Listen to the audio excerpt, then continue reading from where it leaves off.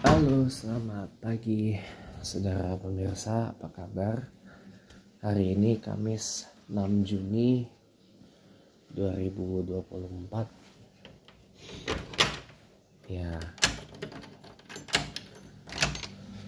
kita lanjutin lagi sebagaimana yang sebenarnya kemarin saya janjikan, yaitu pembahasan tentang ijazah anti baper dengan uang ya. Atau alternatif lain Anda juga bisa menyebut ijazah anti bokek. Dari saya itu sebenarnya pengen banget saya cerita lebih lengkap itu di Chatterbox semalam ya. Tapi karena ternyata semalam saya ada webinar. Bentar ya. Ya apa nggak dimatiin? Tapi ternyata karena semalam saya ada webinar tentang SIFT atau SEFT gitu ya, tentang pengembangan diri gitu, dan itu pun juga nggak saya ikutin sampai selesai gitu loh, karena nggak tahu kenapa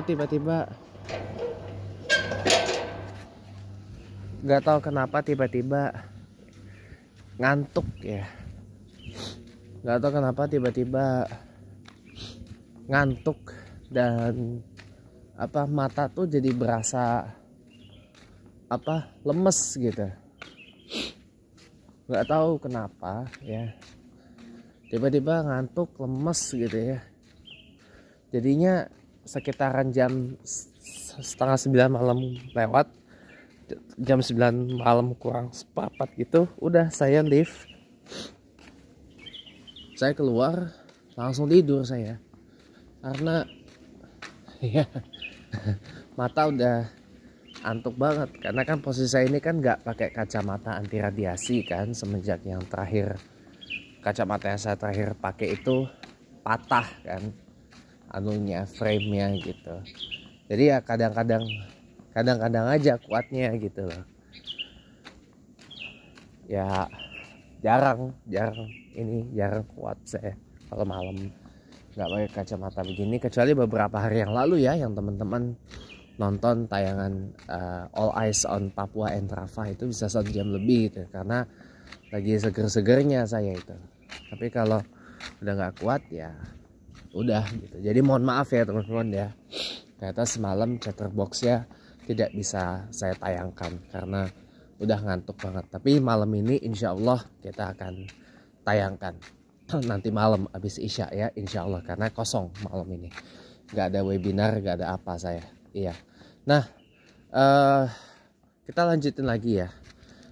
Kalau kemarin siang kan ada 2 tuh yang saya, kemarin sore kan ada 2 tuh. Yang pertama adalah lakukan mapping, pemetaan untuk pengeluaran.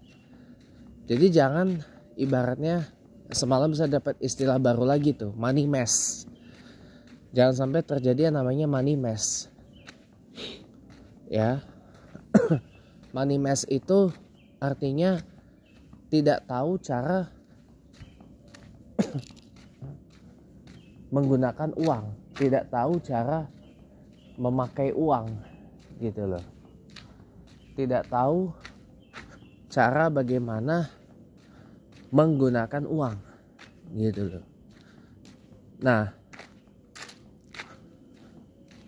saya bilang kan menggunakan uang, pakai uang aja pun itu ada ilmunya gitu loh, ada ilmunya, ada caranya gitu loh. Nah, banyak kan sekarang ya sumber-sumber ilmu pengetahuan tentang bagaimana cara menggunakan uang, cara memakai uang tuh gimana gitu loh. Nah, yang saya kasih tuh mapping, petain mana kira-kira kebutuhan atau pengeluaran yang sifatnya itu pengeluaran prioritas, dan mana yang pengeluaran yang bukan prioritas gitu loh. Nah, jangan sampai jomplang antara pengeluaran yang prioritas dengan pengeluaran yang bukan prioritas, dan jangan juga dibalik. Yang bukan prioritas diprioritaskan, yang prioritas malah justru ditelantarkan. Jangan begitu. Justru yang prioritas itu harus didulukan. Anggaran prioritas itu contohnya kayak gimana Pak James? Kayak kebutuhan sehari-hari, kesehatan, pendidikan, ya kan? Itu anggaran prioritas, itu no debat kalau kayak gitu. Nah, yang bukan prioritas itu apa? Anggaran untuk hobi, anggaran hiburan, anggaran apa gitu. Itu bukan prioritas, itu bisa kita kesampingkan gitu. Yang penting jangan jomplang. Nah, orang mudah baper, mudah sensitif dengan uang, mudah cepet bokeh itu karena anggaran yang ini dari pengalaman saya aja ya, gak usah jauh-jauh. Anggaran yang bukan prioritas itu lebih didahulukan dibandingkan anggaran prioritas. Jadi pengeluaran untuk anggaran yang bukan prioritas itu jomplang daripada anggaran yang prioritas. Pak, kalau beli kuota internet, beli pulsa tuh anggaran prioritas atau bukan prioritas? Itu prioritas zaman sekarang. Itu prioritas zaman sekarang. Karena zaman sekarang kita nggak punya kuota internet, susah terhubung. Zaman sekarang kita nggak punya pulsa susah untuk ditelepon. Telepon biasa ataupun di SMS. Gitu ya. Di SMS pun susah. Ya. Tapi juga jangan kita bergantung di situ. Zaman sekarang kuota internet dan pulsa HP itu adalah satu kebutuhan, anggaran prioritas gitu loh. Paham ya sampai sini ya? Nah, kalau sampai sini sudah paham ya, insya Allah mudah-mudahan Anda akan bisa punya keterampilan memetakan mana pengeluaran yang harus didahulukan dan mana yang tidak harus didahulukan atau dikesampingkan. Mana yang harus dinomorsatukan dan mana yang tidak harus dinomorsatukan. Mudah-mudahan sampai sini paham ya teman-teman ya. Kalau sampai tidak paham, nah ini repot. Ya.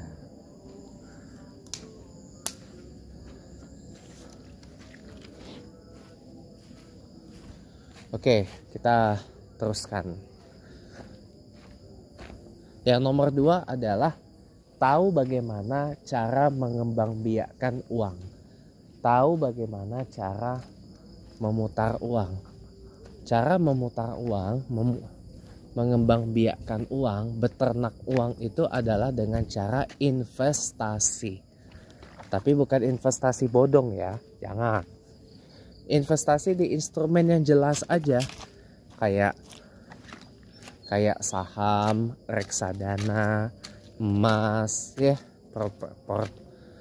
properti, ya. Itu contoh-contoh investasi yang jelas dan sudah fix menjanjikan keuntungan. Asal tahu caranya, asal tahu cara bisa suksesnya. Banyak kok cara sukses investasi properti, ada banyak kok cara-cara belajarnya, banyak pematerinya, banyak expertnya, banyak pakarnya yang bisa Anda pelajari di situ. Cara sukses investasi saham, cara sukses investasi emas, cara sukses investasi hedge fund, reksadana, cara sukses investasi bond, surat berharga negara, itu ada semuanya. Tinggal Andanya jangan ngeblok, jangan blocking karena ngelihat figur, karena lihat sosok. Jangan, ambil ilmunya lalu kemudian Anda terapkan, selesai gitu. Ambil ilmunya, Anda pelajari, gunakan jurus ATM, amati, tiru, modifikasi, selesai persoalan gitu. Jadi nggak perlu harus kayak yang ada di belakang saya ini, berangkat pagi, Berangkat kerja pagi, ya tuh expander itu.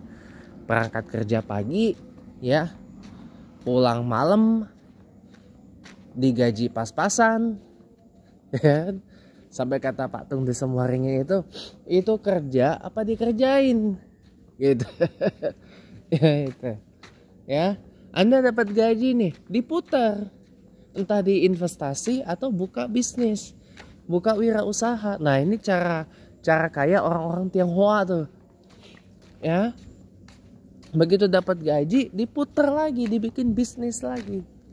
Terserah mau bisnis apa, mau buka bisnis properti kah, mau bisnis makanan kah, mau buka bisnis apa, macam-macam, sesuai dengan kebutuhan, sesuai dengan keahlian, sesuai dengan keterampilan.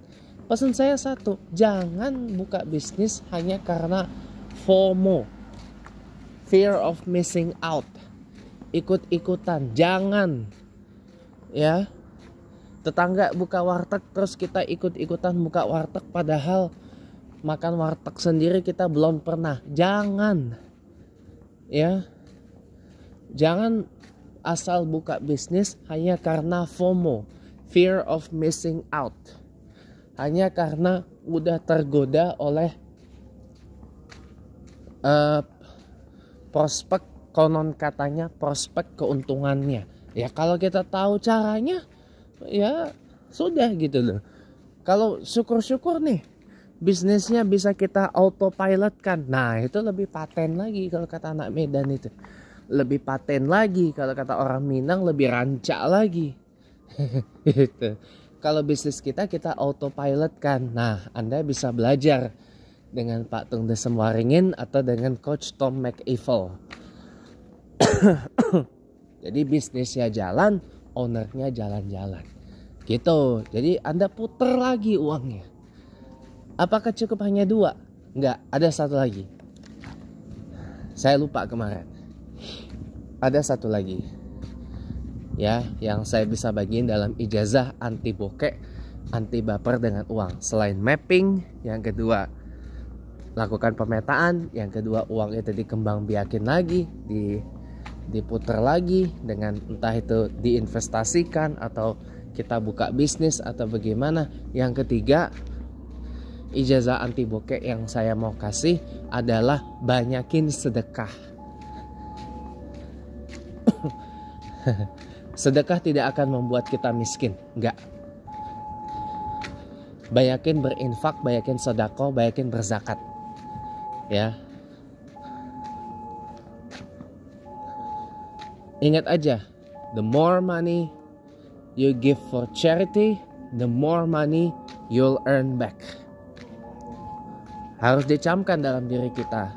The more money we give for charity, the more money we'll earn back atau we'll get back. Makin banyak uang yang kita berikan untuk beramal, makin banyak uang yang akan kita dapatkan kembali, gitu. Jadi banyakin berzakat, berinfak dan bersedekah, ya. Kita bisa zakat mal paling tidak. Bukan hanya sekedar zakat setahun sekali, zakat fitrah atau zakat fitri kalau kata guru saya, Kiai Ali Mustafa Yakub. Kita bisa berinfak, bersedekah, ya. Infak kemana? Banyak.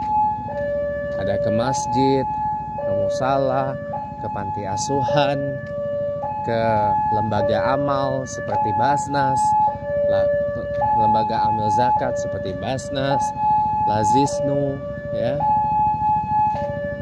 Itu. Jadi perbanyak berzakat, berinfak, bersedekah. Insya Allah nggak akan rugi kok, ya.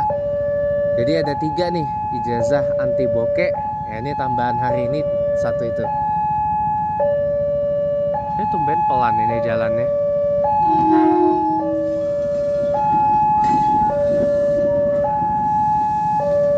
Kok tumben ini pelan banget jalannya.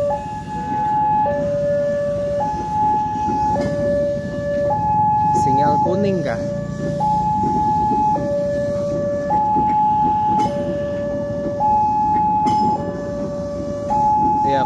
katanya ini mau dibenerin jalurnya gitu.